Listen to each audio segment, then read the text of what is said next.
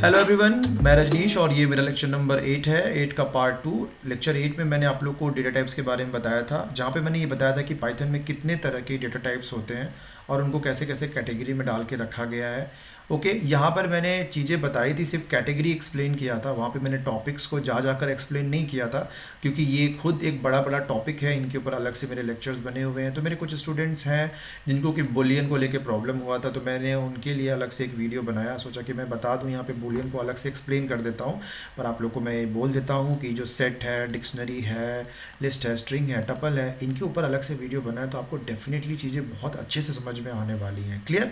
तो आज के इस लेक्चर में मैं बूलियन को एक्सप्लेन करूँगा कि ये बूलियन क्या बला है। ओके, तो सबसे पहले एक चीज़ मैं आप लोग को यहाँ पे एक्सप्लेन करूँगा कि अगर मान लीजिए अगर पाइथन में आपको बोला जाता है, पाइथन प्रोग्रामिंग लैंग्वेज में सपोज कर लीजिए आपको किसी ने कहा कि अपने अपना एज इनपुट करो, तो मान लीजिए आपका एज है 22 ईयर ओल्ड। ओके, आप 22 ईयर्स के कोई लड़के हैं तो आ या लड़की हैं कोई भी, तो आपने यहाँ पे लिखा कि एज इक्वल्स टू, सॉरी यहाँ पे लिखा आपने एज इक्वल्स टू 22।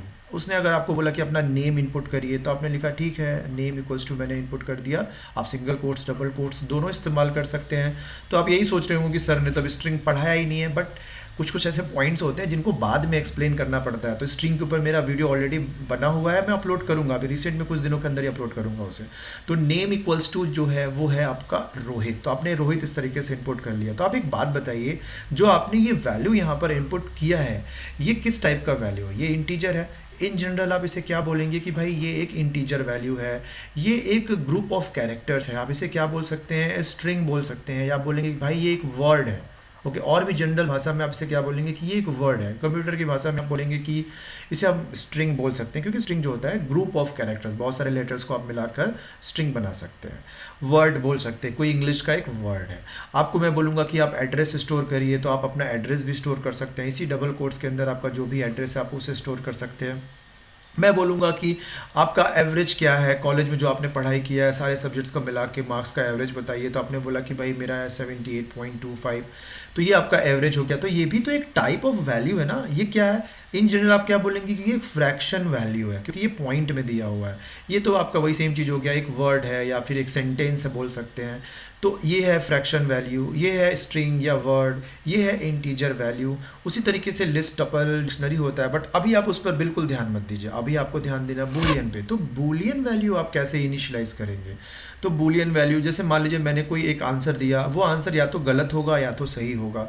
तो गलत के लिए आप क्या लिखेंगे? रॉन्ग लिखेंगे या फिर राइट लिखेंगे? ओके, तो रॉन्ग और राइट जैसी चीज़ों को एक्सप्लेन करने के लिए आपका कंप्यूटर में दो वैल्यू बनाया गया है और उसे बोला जाता है ट्रू और फॉल्स। तो कंप्यूटर में बूलियन का मतलब होता है, बूलियन, बूलियन एक टर्म है। ओके, बूलियन एक टर्म है। तो बूलियन का मतलब होता है इधर ट्रू और फॉल्स, सिर्फ दो ही वैल्यू होता है। जैसे कि इंटीजर का अगर मैं आपसे पूछूं कि इंटीजर का कितना वैल्यू है, तो इंटीजर के तो बहुत सारे वैल्यूज़ है ना। आप जीरो से लेकर इन्फिनेटिव तक जा सकते हैं, फिर जीरो से लेकर नेगेटिव साइड में आप माइनस इन्फिनेटिव तक जा सकते हैं। तो इस तरीके से ये तो इंटीजर का रेंज हो गया। उसी तरह से ग्रुप ऑफ कैरेक्टर्स में आप बहुत सारे कैरेक्टर्स डाल सकते हैं। एवरेज में भी ये भी आपका इन्फिनेटिव वैल्यूज़ होल्ड करता है। तो आंसर का क्या रेंज है इसका? सिर्फ मतलब बूलियन का क्या रेंज है? जैसे ये इंटीजर का रेंज मैंने बताया, फ्रैक्शन का रेंज बताया, वर्ड का रेंज बताया, उसी तरह से बूलियन का क्या रेंज है? तो बूलियन का दो ही रेंज है, सिर्फ ट्रू और false, only true and false. तो इसके लिए हमें अगर वैल्यू इनिशियलाइज करना होगा, अगर पाइथन में अगर आपसे कोई कहता है कि एक बूलियन वैल्यू इनिशियलाइज करके दिखाओ किसी वेरिएबल में, तो आप इस तरीके से इनिशियलाइज करेंगे। ट्रू इनिशियलाइज कर दिए, या फिर आप नेक्स्ट में इनिशियलाइज कर दिए फॉल्स। इसके अलावा आप कुछ और नहीं इनिशियलाइज करेंगे, 25, 26 मत करिएगा। तो यही है आपका बूलियन वैल्यू। ओके, चलो यहाँ तक तो बात समझ में आ गई कि ये बूलियन वैल्यू है, बट इसका क्या इस्तेमाल है? जैसे कि इसका तो हमें समझ में आ रहा है कि हम लोग इसमें एडिशन, सब्ट्रैक्शन कर सकते हैं, फ्रैक्शन वैल्यूज के साथ भी है। ग्रुप ऑफ कैरेक्टर्स भी समझ में आ रहा है कि हम इसमें इंफॉर्मेशन स्टोर कर सकते हैं कैरेक्टर के फॉर्म में। पाइथन का ये जो बूलियन टर्म है, इसका क्या काम है? तो इसके लिए हम आपको यहाँ पर एक एग्जाम्पल से समझाते हैं। यहाँ पर मैं एक पाइथन की फाइल बना दे रहा हूँ, लेक्चर 8 पार्ट 2। क्लियर? तो यहाँ पर मैं इसे थोड़ा सा जूम इन कर दे रहा हूँ। यहाँ पे हम बुल के बारे में जानेंगे। तो ये मेरा हो गया बुल।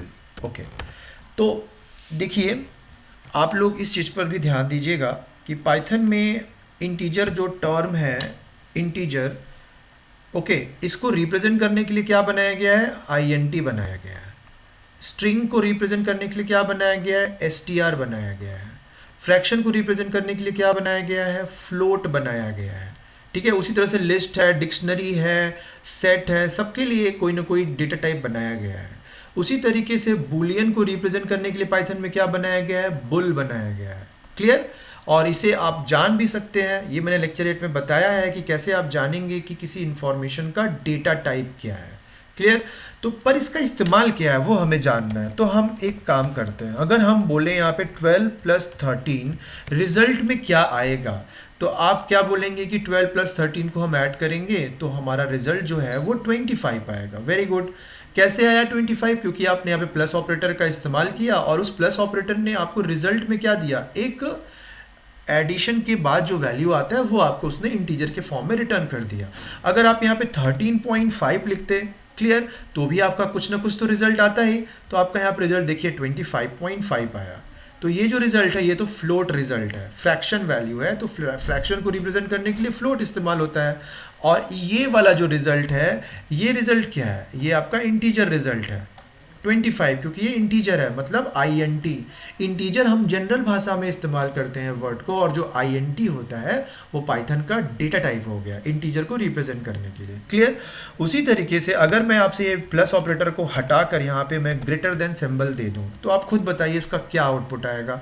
12 इज ग्रेटर देन 13, ये तो या तो ट्रू होगा या तो फॉल्स होगा। तो इसे अगर मैं रन कराऊंगा तो इसका रिजल्ट बूलियन रिजल्ट आएगा। बूलियन यानी कि बुल, BOOL, बुल टाइप का रिजल्ट आएगा। तो मैं अगर इसे रन कर रहा हूँ यहाँ पे, तो देखिए आपको ये रिजल्ट में क्या मिला, फॉल्स। तो ये फॉल्स जो है ये किस टाइप का इंफॉर्मेशन है, बुल टाइप का इंफॉर्मेशन है। तो पाइथन में बुल का जो यूज़ होता है वो बेसिकली कंडीशन के लिए इस्तेमाल किया जाता है।